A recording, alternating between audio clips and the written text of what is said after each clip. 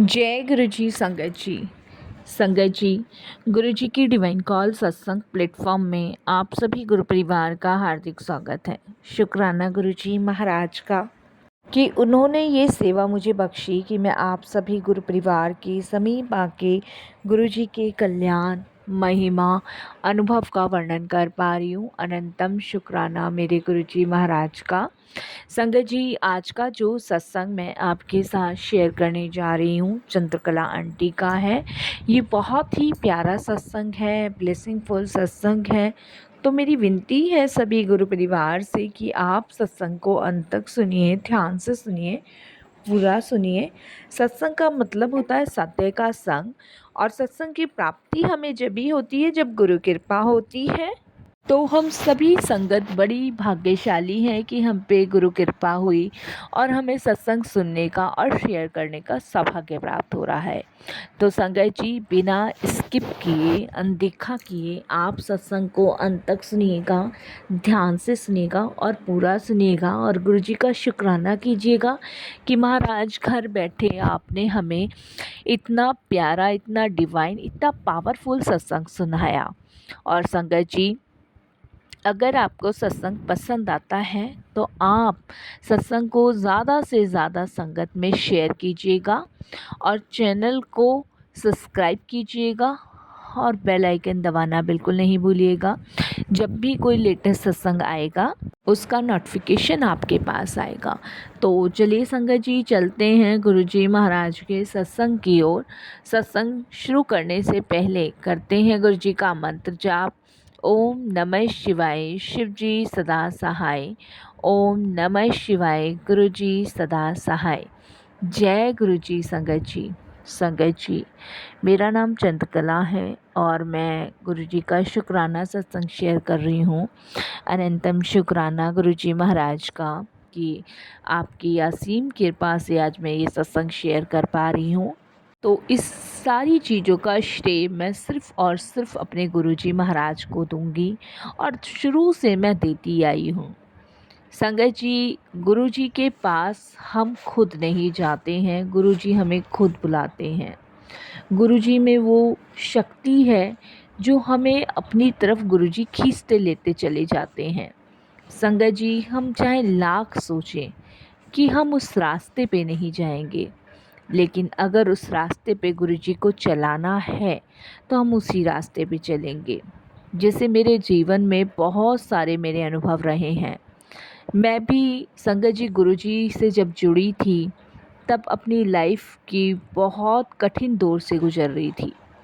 संगत जी, हम सभी संगत गुरुजी से जब ही जुड़ते हैं जब गुरुजी चाहते हैं, या हम जब भी गुरुजी के पास जाते हैं जब हम अपने जीवन से बहुत निराश होते हैं, परेशान होते हैं और हताश होते हैं।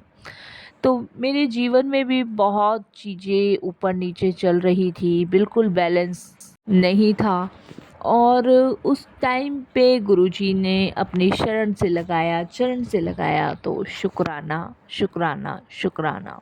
गुरुजी के पास संगत जी मैं 2005 में पहुंची थी, और गुरुजी के पास ले जाने वाली मेरी एक फ्रेंड थी जिन्होंने मुझे गुरुजी के बारे में बताया था। उस टाइम पे मेरे हस्बैंड संगत जी एक जगह स्पेशल ऑपरेशन पे गए हुए थे और मेरे हस्बैंड आर्मी में थे। तो वहाँ पे संगत जी कुछ मुठभेड़ हुई, और जब वो मुठभेड़ हुई तो मेरे हस्बैंड को कुछ गोलियां लगी, और संगत जी मेरे हस्बैंड को फिर दिल्ली लाया गया आर्मी हॉस्पिटल में। तो यहाँ पे मेरे हस्बैंड को एडमिट किया गया। मेरे हस्बैंड की हालत उस टाइम पे बहुत, कंडीशन जो थी ख़राब थी।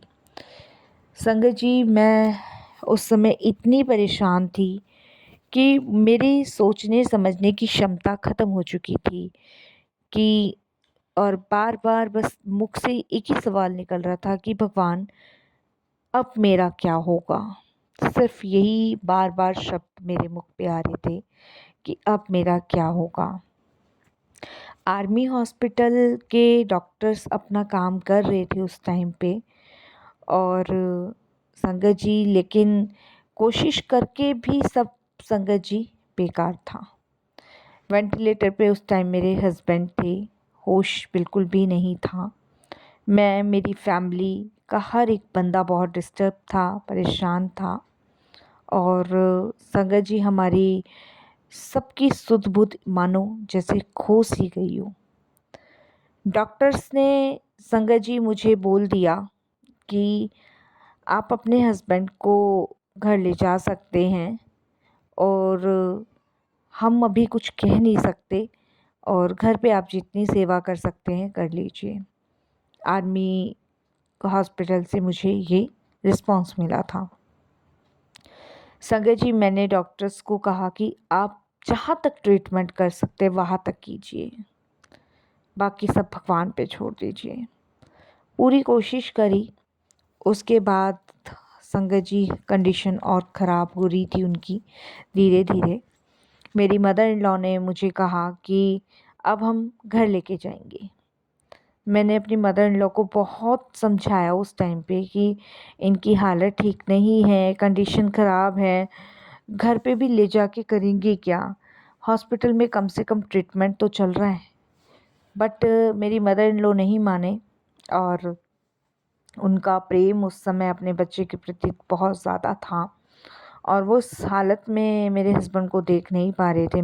और उस समय संगत जी, मैं उनका दर्द बहुत अच्छे से समझ रही थी, और हम अपने हस्बैंड को घर ले आए।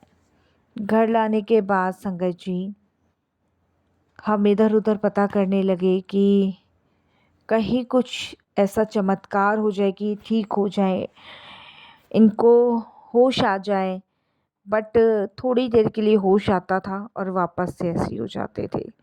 पूरा शरीर संगत जी, ये समझ लीजिए मतलब जैसे लटक जाता है ना, एक जिंदा लाश खड़ी होती है, इस तरीके से हो गया था मेरे हस्बैंड का। संगत जी, बिल्कुल उनको ये समझ लीजिए 16 टाके आए थे संगत जी पूरी बॉडी में।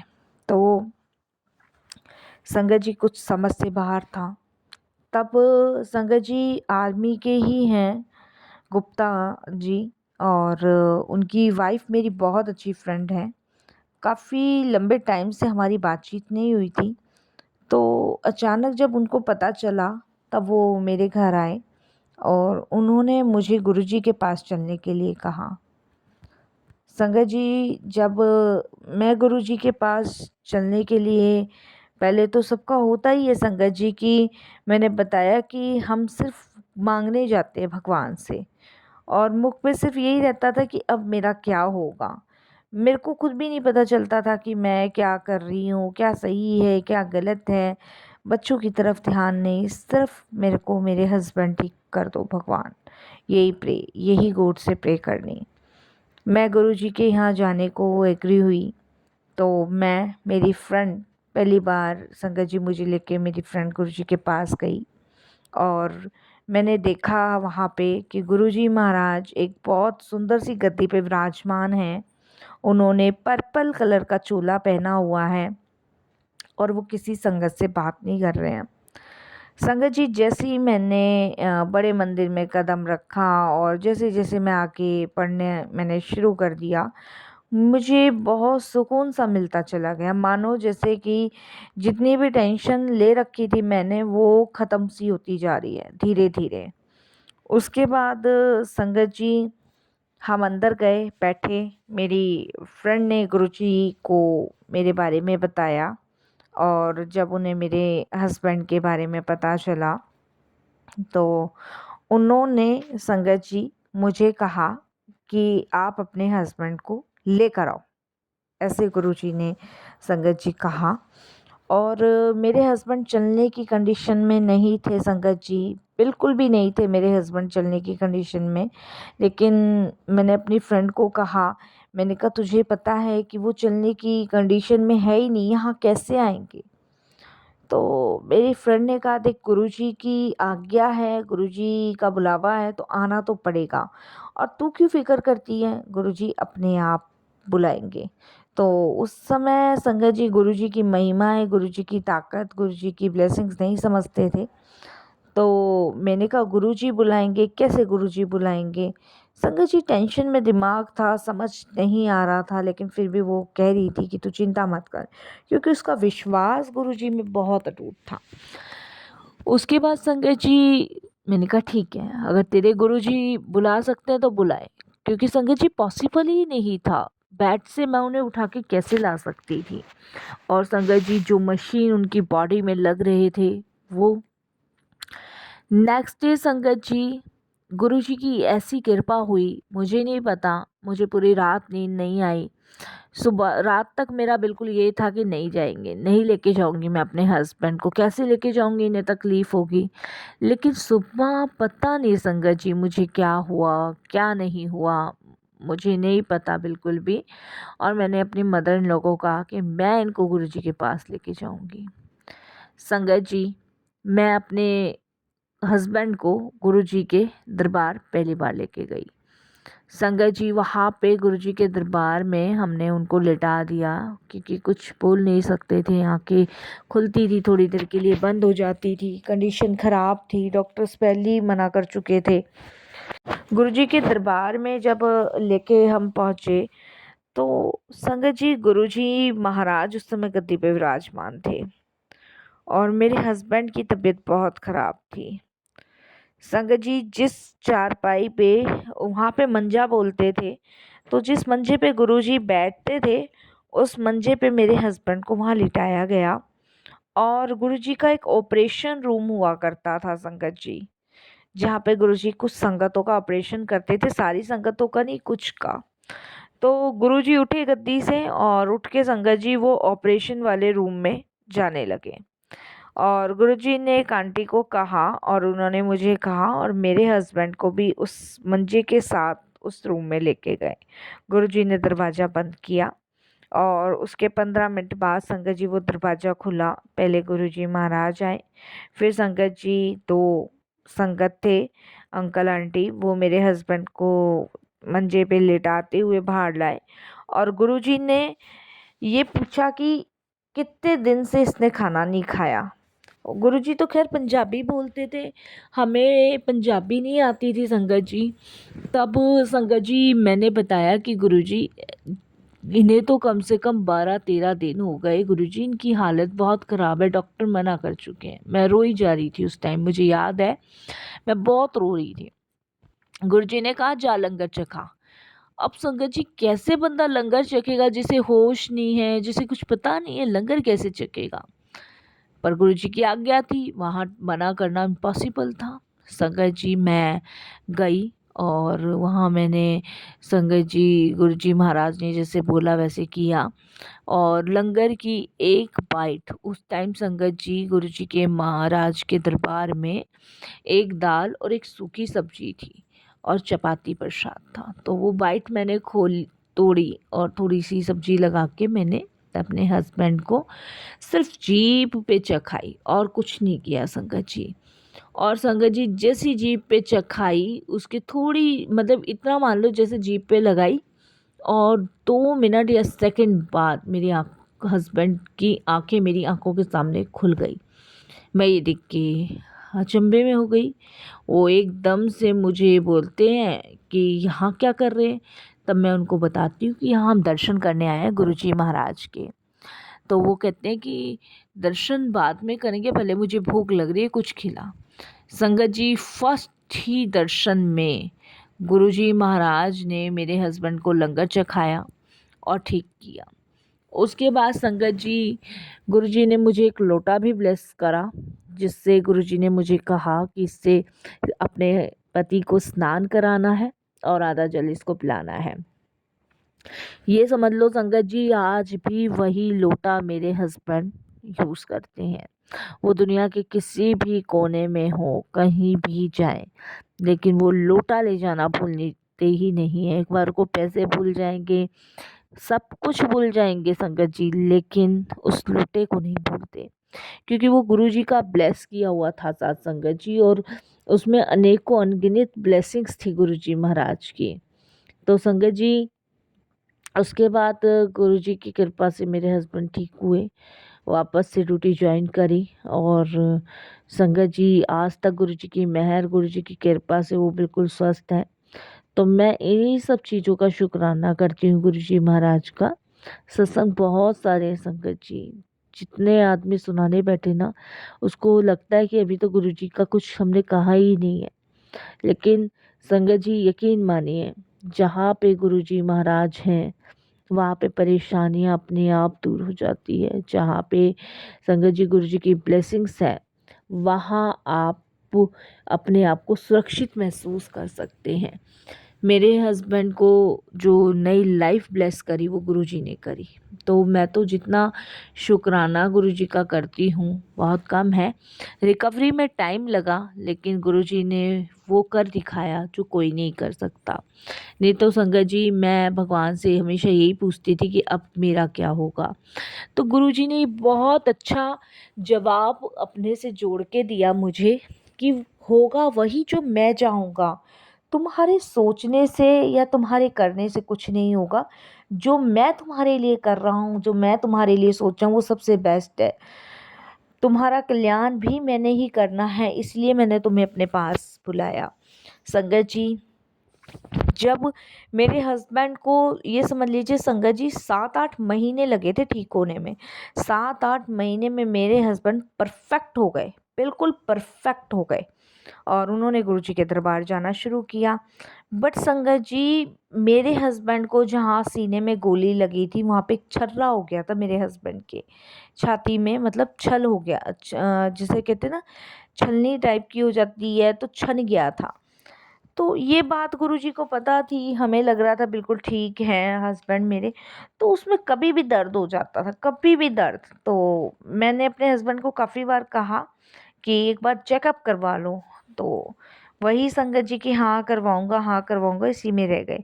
लेकिन गुरुजी ने उस चीज़ के लिए भी हमें सतर्क करा, उस चीज़ के लिए भी सावधान किया।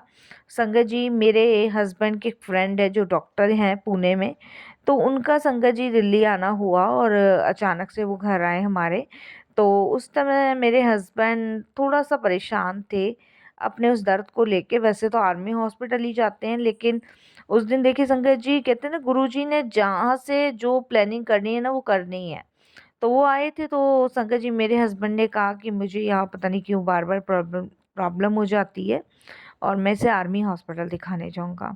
तो उनके फ्रेंड ने कहा कि आर्मी हॉस्पिटल तो कोई बात नहीं, लेकिन मैं थोड़ा-सा चेक कर लेता हूँ। तो उन्होंने चेक किया तो उन्होंने कहा कि अभी घाव अंदर जो है वो छलनी-छलनी हो गया है। तो इसका या तो आप ऑपरेशन करा लो एक बार, या इसका लंबा समय तक ट्रीटमेंट चलेगा, क्योंकि सेप्टिक भी बनने का खतरा है। क्योंकि संगत जी वो कहते हैं ना जब गोली लगती है ना तो बारूद अंदर तक फट जाता है। तो मेरे हस्बैंड तो परेशान हो गए कि भई अभी तो इतनी मुश्किल से सही हुआ हूँ। तो उनकी आँखें थोड़ी-सी नम हो गई और उन्होंने गुरुजी से प्रे करनी शुरू कर दी। संगत जी नेक्स्ट डे आप यकीन नहीं मानोगे, जब मेरे हस्बैंड गुरुजी के दरबार गए तो गुरुजी ने संगत जी मेरे हस्बैंड को बोला कि चेस्ट दा टेस्ट करा के लाई सी। और संगत जी मेरे हस्बैंड एक बक्के बक्के रह गए कि गुरुजी को किसने बताया पाठ कि मुझे ये प्रॉब्लम हो रही है। बट गुरुजी की आज्ञा थी, जैसी गुरुजी की आज्ञा होती तो वो करते थे। मेरे हस्बैंड गए, संगत जी टेस्ट करा के लाए तो रिपोर्ट बिल्कुल नॉर्मल आई। ये समझ लीजिए आज जो मेरे हस्बैंड ठीक ठाक हैं वो गुरुजी की कृपा से, उनकी ब्लेसिंग से है। तो बहुत बड़ा कष्ट, बहुत बड़ी अनहोनी गुरुजी ने टाली, काटी और मेरे हस्बैंड को नई लाइफ ब्लेस करी। तो सब गुरुजी की मेहर, उनकी कृपा है। तो हम सिर्फ शुक्राना कर सकते हैं साथ संगत जी, और कुछ नहीं। और शुक्राने से संगत जी सिर्फ हम गुरुजी से यही अरदास लगा सकते हैं कि गुरुजी सबके अंग संग सहाय रहना, सबके दुख दर्द दूर करना, सब पे अपनी कृपा दृष्टि बनाए रखना, यही आपसे अरदास है, प्रार्थना है। और सत्संग बहुत लंबा है संगत जी, बस यही मैं थोड़ी सी अपनी जर्नी ख़त्म करूँगी। आगे गुरुजी की आज्ञा होगी, इच्छा होगी तो मैं बहुत जल्द अपने नेक्स्ट सत्संग की तैयारी करूँगी। तो मेरे हस्बैंड तो हमेशा गुरुजी का बहुत शुक्राना करते हैं कि भाई आज जो नई लाइफ मिली है वो गुरुजी की कृपा, उनकी ब्लेसिंग से मिली है। नहीं तो पता नहीं कल को क्या होता। उस टाइम तो संगत जी बच्चे भी बहुत छोटे थे, मैं आपको बताऊँ बहुत छोटे थे। तो मैं हमेशा यही पूछती थी कि अब क्या होगा? तो गुरुजी ने मुझे ये बहुत अच्छा जवाब दिया कि जब कोई साथ नहीं होता, सब रास्ते बंद होते तो गुरुजी साथ होते। तो घबराना नहीं है, परेशान नहीं होना है, सिर्फ़ गुरुजी से अरदास करनी है, प्रार्थना करनी है और सब कुछ उन पे छोड़ देना है। बाकी करने कराने वाले वही हैं। जय गुरु जी, शुक्राना गुरुजी, अनंतम शुक्र